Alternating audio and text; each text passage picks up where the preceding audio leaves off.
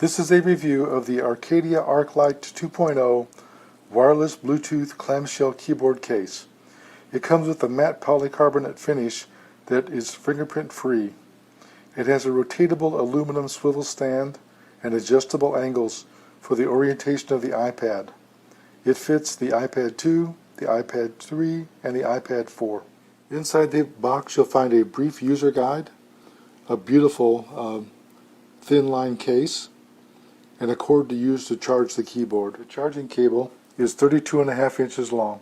On the front of the case you'll see a little latch that holds the front closed.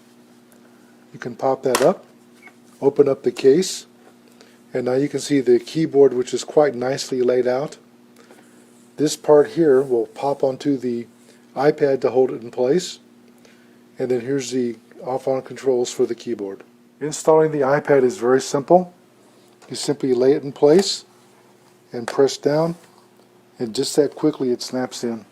Once you've done that, you can raise it up and you can stand it in place, and the back of the case allows you to pull the iPad out to a distance that you desire and stand it up, and this allows you to adjust the angle by adjusting the amount of pull you have on the back. Here you can see the little tray that's pulled out that lets you set the angle, and you can see little indentations that let you fit the adjustment you want. You can pull it all the way out like it is now, or adjust it any way you want.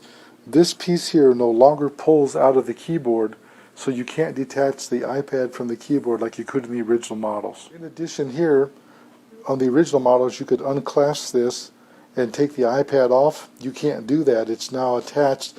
And this piece of the bracket here is made of aluminum. It's no longer plastic, so it's much more robust and stronger. You can see that all the controls are accessible, all the jacks and ports, the switches, the cameras are all easily accessed. In this case gives your iPad the appearance of a miniature, sleek and stylish and sexy laptop computer. When you're through using your iPad, you simply stand it up, push it in, and fold it down and latch it.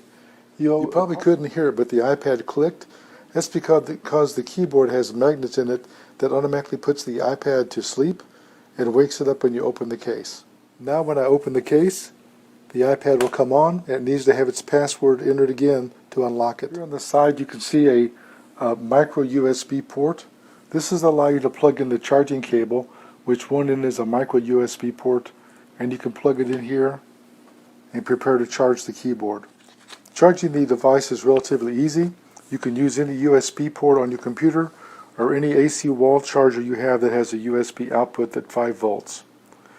When it's first time it's being used, you should charge the keyboard for at least 6 hours. Every time thereafter, when it gets low, you should charge it for at least 2 hours. The LED, which is green, will blink when the battery is low. The LED will stay green and solidly lit when it's fully charged. I'm now going to plug in the charging cable just to show you, and you can see the charging light has come on and it's red to indicate that it's charging. Again, like I said, when it's fully charged it does turn green, and when it's low it flashes green. The keyboard contains a built-in rechargeable lithium-ion battery that's rechargeable up to 500 times. One of the things I like about the case and the keyboard, it has a light textured feel on the case, and the keyboard's a light rubberized feel. It does not attract fingerprints or hold them. This case is slightly enhanced from the previous designs. There are some big differences. One of the biggest ones in the keyboard layout.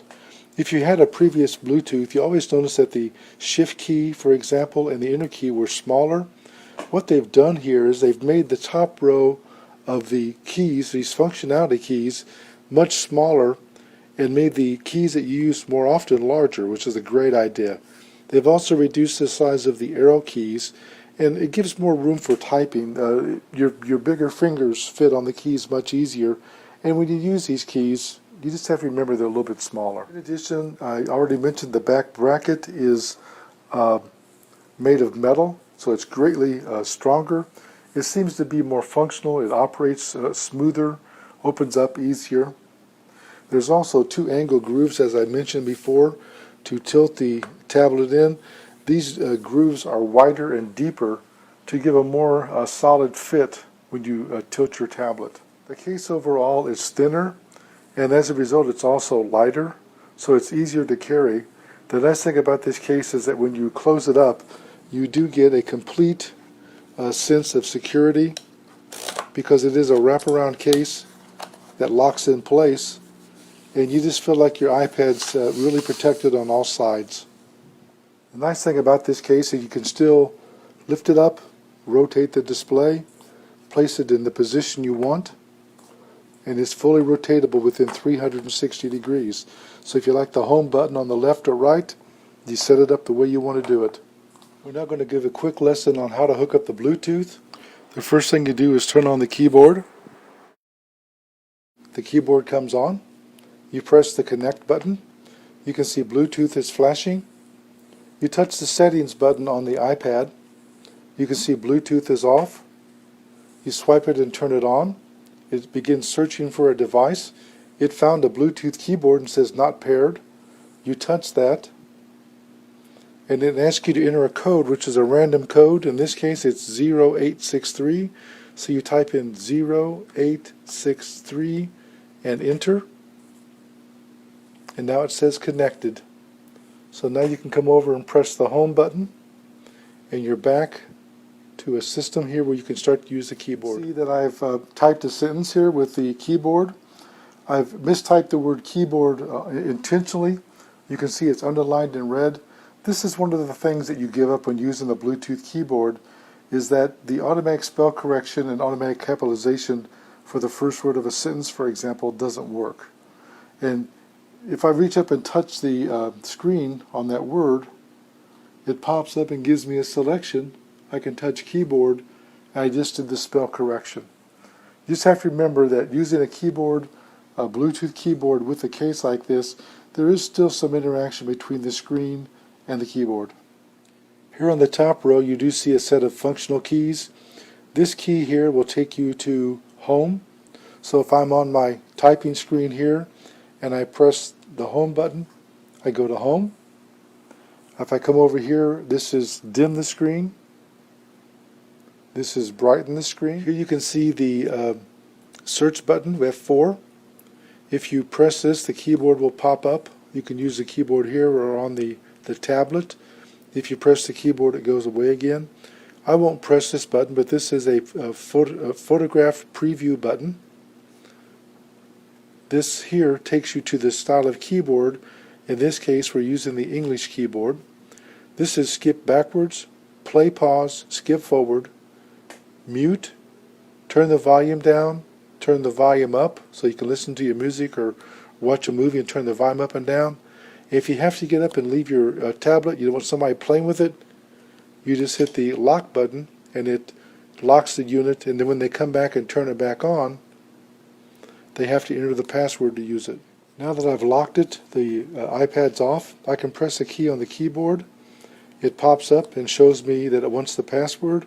I can type in the password, press enter, and it opens the tablet automatically. These three LEDs here, when you turn it on and charging, it's red. As I mentioned, the color turns to green when it's fully charged, or it blinks when it's low. The Bluetooth flashes blue when it's pairing. And here's the caps key, and if I press caps lock, you can see that the LED turns yellow to warn you that the caps is on. This case weighs in when it's empty at 1 pound and 3/8 ounces. Overall, I like this keyboard a lot. I like the design changes. It's lighter, it's sturdier, it's easier to use. I love the keys that are larger, makes it much easier to type. It's just overall a great improvement over the previous designs. It closes up easily.